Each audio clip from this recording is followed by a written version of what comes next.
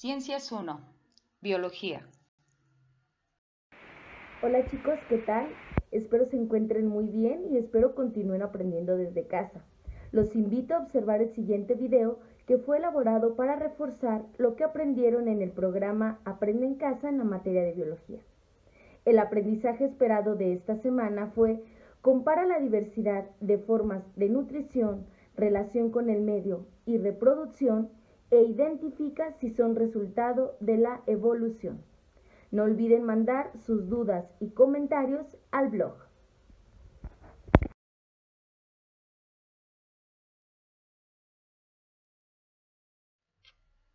La reproducción, ¿sexual o asexual? La reproducción es una característica común de todos los seres vivos. Consiste en generar nuevos individuos o hijos con las mismas características genéticas, lo que asegura la supervivencia de la especie a lo largo del tiempo. No todos los seres vivos se reproducen de la misma manera. Hay dos tipos de reproducción: sexual y asexual. En la reproducción sexual intervienen dos células sexuales, llamadas gametos. En la especie humana los conocemos como óvulo y espermatozoide. En las plantas son el polen y los óvulos. Cada una de estas células tiene la mitad de la información genética o ADN necesario para generar un individuo. Al unirse el óvulo y el espermatozoide, a esta unión se le llama fecundación. Se origina una nueva célula llamada cigoto. Esta célula contiene la información genética completa propia de la especie y dará origen a un individuo con características del padre y la madre. Los humanos, las aves, otros animales y algunas plantas son ejemplos de seres vivos que se reproducen de esta forma. Otros seres vivos que se reproducen de forma asexual son las mariposas, los leones, los gatos, los osos, los cerdos, los perros y algunas plantas. La reproducción asexual es el proceso por el que un ser vivo genera a otro ser vivo idéntico a él. Para que se realice no son necesarios los gametos o células sexuales. En la imagen podemos ver la reproducción de una bacteria, por lo que se conoce como fisión binaria o bipartición. La reproducción asexual puede realizarse por bipartición o fisión binaria. Solo se da en células aisladas. La célula madre se parte en dos células hijas idénticas a ella.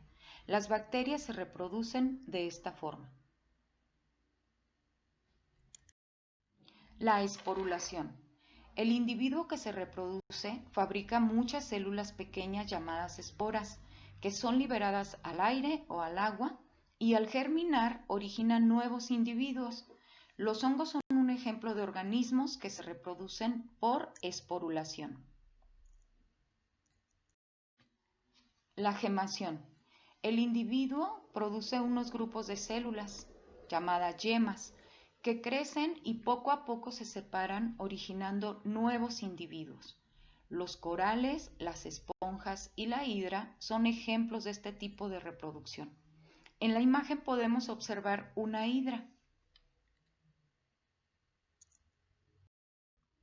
Los esquejes son una forma de reproducción asexual en las plantas. Un esqueje es un tallo, una rama o un retoño de una planta que se injerta en otra o se introduce en la tierra o en el agua para reproducir una planta.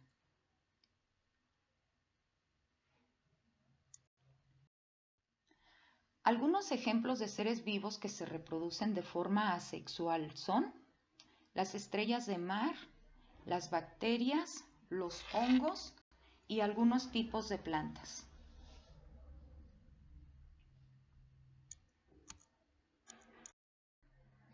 También existen seres vivos que se reproducen de ambas formas y como ejemplo vamos a citar las estrellas de mar.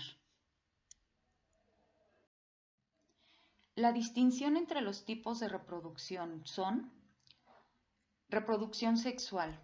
Implica la participación de dos individuos para dar origen a un nuevo individuo, en donde se combina la información genética mediante dos células sexuales diferentes llamadas gametos, originando un individuo con características de ambos progenitores.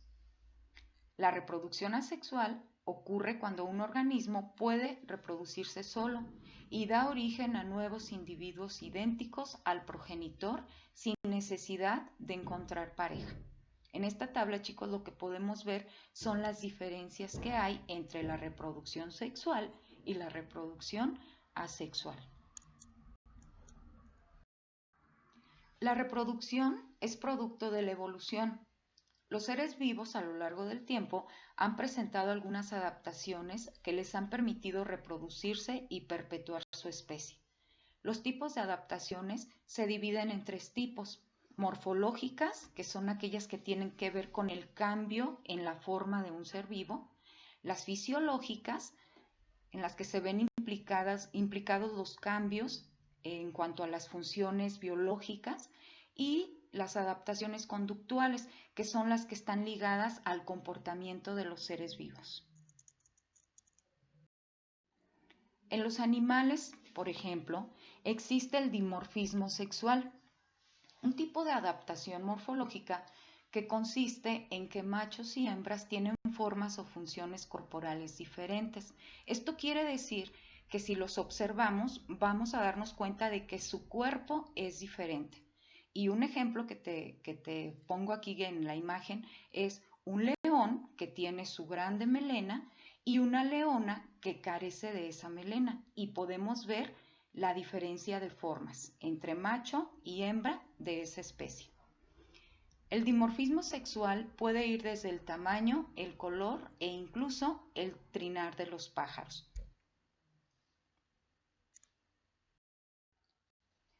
El dimorfismo sexual también puede presentarse en las plantas.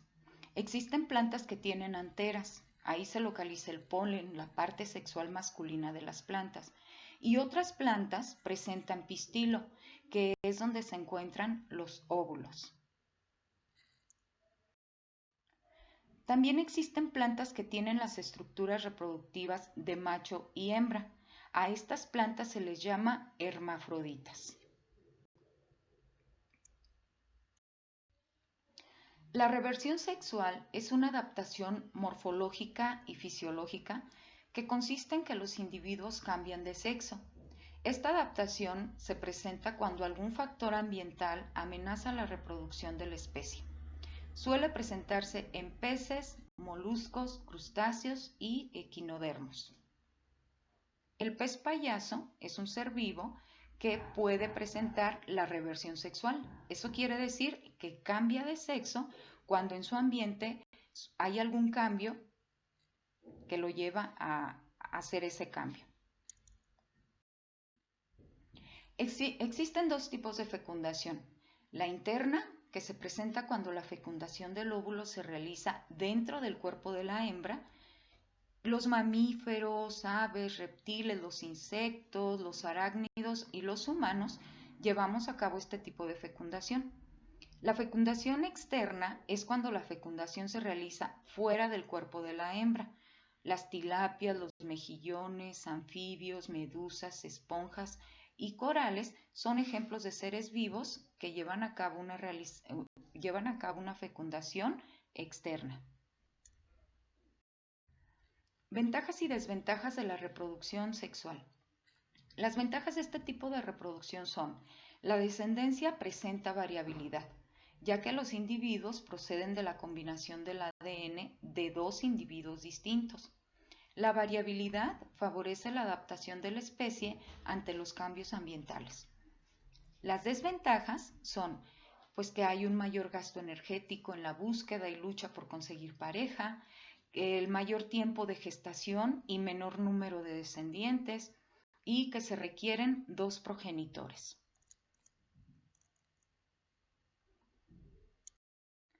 Las ventajas de la reproducción asexual son que solo se necesita un progenitor para dar origen a otro y que en cortos periodos de tiempo se obtiene una gran cantidad de descendientes.